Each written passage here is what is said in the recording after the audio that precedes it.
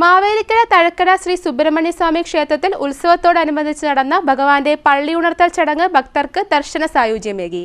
ശ്രീ സുബ്രഹ്മണ്യ ഹൈന്ദവ സേവാ സമിതിയും ശ്രീ സുബ്രഹ്മണ്യ പൗർണമി സംഘവുമാണ് ഉത്സവാഘോഷ ചടങ്ങുകൾക്ക് നേതൃത്വം നൽകിയത്. മാവേലിക്കര തഴക്കര ശ്രീ സുബ്രഹ്മണ്യ സ്വാമി ക്ഷേത്രത്തിൽ ഉത്സവത്തോടനുബന്ധിച്ച് നടന്ന പള്ളിയുണർത്തൽ ചടങ്ങ് ഭക്തർക്ക് ദർശന സായുജ്യമേകി. പള്ളിവേട്ട കഴിഞ്ഞ് മടങ്ങിയെത്തിയ ശേഷം ഭഗവത് വിഗ്രഹം ശ്രീകോവിലിന് മുന്നിലെ നമസ്കാര മണ്ഡപത്തിൽ പ്രത്യേകം തയ്യാറാക്കിയ പള്ളിശയ്യയിലാണ് കിടത്തിയത്. ഭഗവാന്റെ പള്ളിയുറക്കം പള്ളിവേട്ടയ്ക്ക് ശേഷം ശ്രീകോവിലിന് പുറത്താണ് എന്നതാണ് വിശ്വാസം. അടുത്ത ദിവസം വെളുപ്പിന് ശ്രീകോവിലിന് പുറത്താണ് ഭഗവാൻ പള്ളി ഉണരുന്നത്. വിശേഷാൽ പൂജകളോടെ നടന്ന പള്ളിയുണർത്തൽ ചടങ്ങുകളാണ് ഭക്തർക്ക് ദർശനപുണ്യം പകർന്നത്. തൃക്കൈയിൽ ഒറ്റനാരങ്ങ ചാർത്തൽ വഴിപാട് നടക്കുന്ന ദിവസമായതിനാൽ നാടിന്റെ നാനാഭാഗത്തു നിന്നും ഭക്തർ ക്ഷേത്രത്തിലെത്തിയിരുന്നു.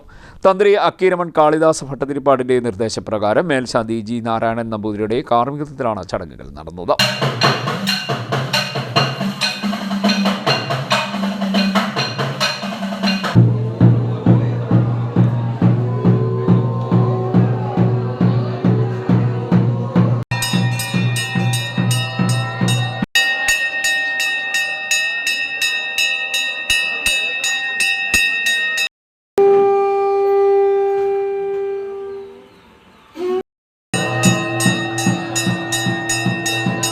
നേരത്തെ നടന്ന ഉത്സവബലി ദർശിക്കാനും നൂറുകണക്കിന് ഭക്തർ എത്തിയിരുന്നു.